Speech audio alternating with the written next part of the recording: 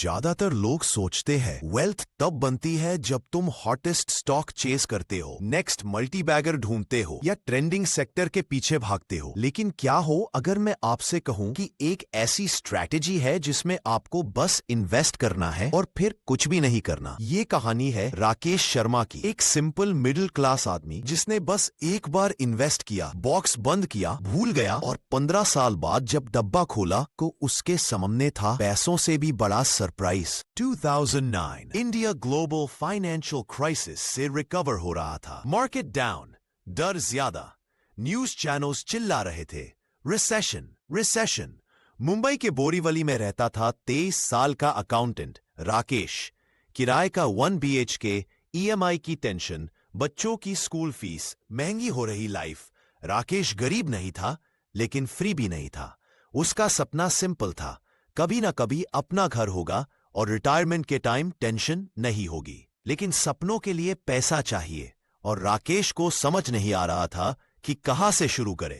तभी एक शाम कंपनी वर्कशॉप में उसकी मुलाकात हुई सीनियर मैनेजर मिस्टर सिन्हा से। सिन्हा जी एकदम शांत थे, पीसफुल, जैसे लाइफ उनको डिस्टर्ब ही नहीं करती। राकेश ने मजाक में पूछा, सर आपका सीक्रेट क्या है? मार्केट गिरता रहता है पर आप टेंशन फ्री कैसे हो? सिन्हा जी मुस्कुराए, राकेश रियल वेल्थ तब बनती है जब तुम अपने इन्वेस्टमेंट्स को छूते ही नहीं। राकेश हंस पड़ा, मतलब पैसे डाल के भूल जाऊं? सिन्हा ने सिर हिलाया, हाँ, इसे कहते हैं कॉफी कैन इन्वेस्टिंग। बढ़िया कंपनियां चुनो, एक बार इन्वेस्ट करो, बॉक्स बंद करो, 10 साल तक न चेक न सेल न पैनिक। और फिर उन्होंने एक लाइन बोली जो राकेश कभी नहीं भूला, activity destroys wealth, patience grows it. तभी उसने वीक्स रिसर्च की, बुक्स पढ़ी, इंटरव्यूज देखे और ढूंढी ऐसी कंपनियां जिनकी 10 साल consistent growth, high ROCE, clean balance sheet, strong brands, honest management.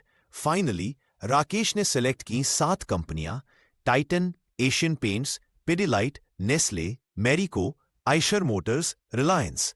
अपना पूरा बोनस 1,50,000 इन्वेस्ट कर दिया।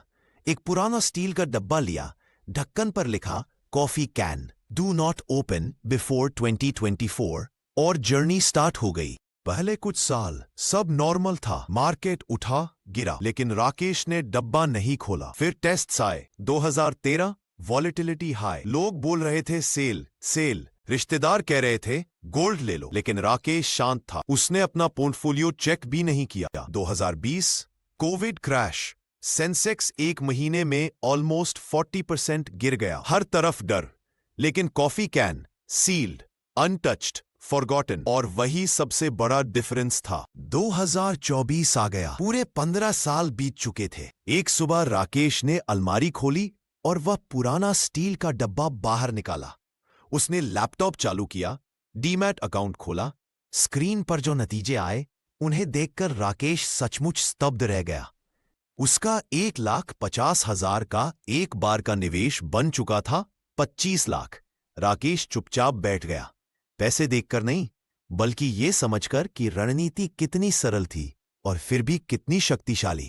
उसने एक बात डीपली समझ ली, तुम्हें 100 स्टॉक्स की जरूरत नहीं है, तुम्हें डेली न्यूज की जरूरत नहीं है, तुम्हें टाइमिंग की जरूरत नहीं है।